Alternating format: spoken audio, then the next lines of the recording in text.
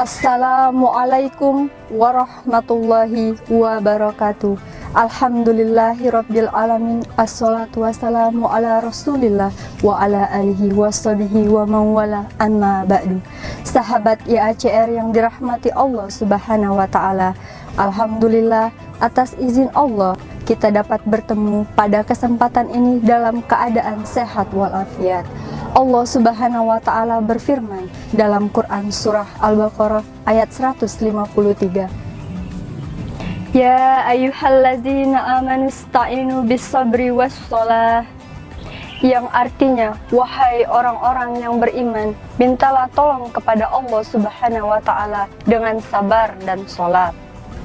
Ayat di atas telah menjelaskan bahwa Allah Subhanahu wa taala memerintahkan kita untuk bersabar. Hal ini juga dijelaskan dalam Quran surah Ali Imran ayat 146.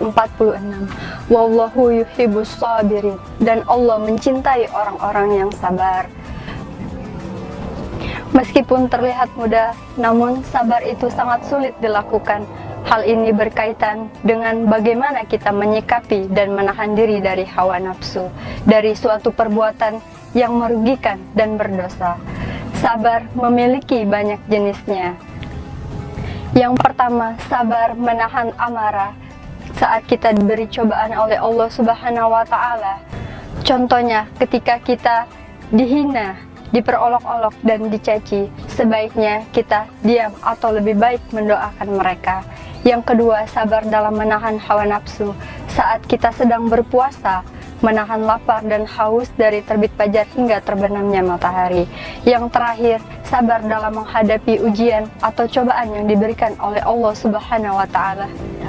Bagaimanapun kita menolak ataupun mengeluh, tetap saja ujian akan tetap datang.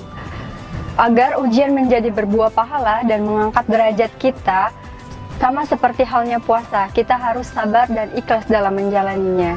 Sesungguhnya ujian para nabi itu lebih berat daripada ujian-ujian kita.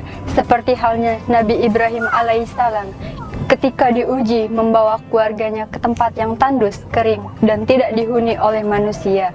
Tetapi ia sabar dan ikhlas menjalaninya, sembari meminta pertolongan kepada Allah Subhanahu wa taala. Ketika Nabi Musa alaihissalam dikejar oleh Fir'aun dan bala tentaranya, ketika Nabi Nuh alaihissalam diabaikan oleh kaumnya, ketika Nabi Ayub alaihissalam diuji dengan penyakitnya, dan ketika Nabi Muhammad SAW diingkari oleh kaum musyrikin Mekah. Sahabat IACR yang dirahmati Allah Subhanahu wa taala, itu tadi gambaran sekilas tentang sabar dan ikhlasnya para nabi menghadapi ujian-ujian yang datang bertubi-tubi.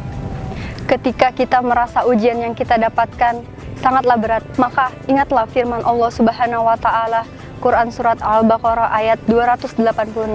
La yukallifullahu nafsan illa wus'aha. Allah tidak membebani seseorang melainkan dengan sesuai kesanggupannya.